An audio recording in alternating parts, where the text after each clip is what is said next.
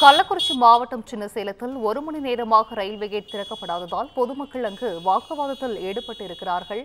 Railway கேட்டில் காத்திருந்த பொதுமக்கள் கேட் கீப்பரிடம் சென்று வாக்குவாதம் செய்த வீடியோவானது வெளியாகி பரபரப்பை ஏற்படுத்தியிருக்கிறது.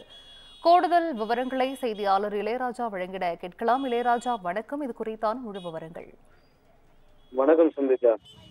கள்ளக்குறிச்சி மாவட்டம் சின்னசேலத்திலிருந்து தோட்டப்பாடி குரால் கோகையூர் வரை செல்லக்கூடிய சாலையின் நடுவே ரயில்வே கேட் உள்ளது.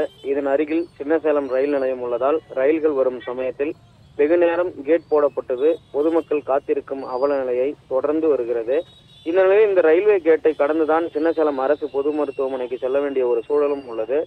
மேலும் சின்னசேலத்திலிருந்து கடலூர் சேலம் தேசிய நெடுஞ்சாலையை துரிதமாக சென்றடைய இந்த சாலையை தான் பொதுமக்கள் அன்றாடம் பயன்படுத்த வேண்டும் என்ற ஒரு சூழ்நிலையும் உள்ளது.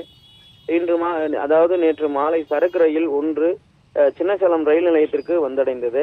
இந்த சூழ்நிலையில் பெட்டிகளை கழட்டிவிடும் ரயில் என்ஜின் மட்டும் தனியாக புறப்பட தயாராக இருந்த நிலையில் ரயில்வே கேட் மூடப்பட்டுள்ளது.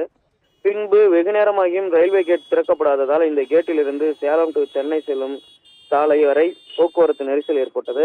இதனை அடுத்து சுமார் 1 மணி நேரமாக இந்த ரயில்வே கேட்டில் அவதியுற்று காத்திருந்த பொதுமக்கள் ரயில்வே கேட் கீப்பரிடம் சென்று கேட்டபோது, நீங்கள் ஜங்ஷனில் சென்று முறையிடுங்கள், எனக்கு சிக்னல் வந்தால்தான் நான் திறக்க முடியும் என கூறினார். பிறகு ஜங்ஷனுக்கு கால் செய்து வெகு நேரமாக பொதுமக்கள் காத்திருப்பதாகவும் தன்னிடம் வந்து சண்டையிடுவதாகவும் கேட் கீப்பரிடம் கூறிய பின்னர் கேட் திறக்கப்பட்டதாக கூறப்படுகிறது. மேலும் அடிக்கடி இந்த ரயில்வே கேட் இப்படி மூடப்படுவதால் ரயில்வே கேட்டை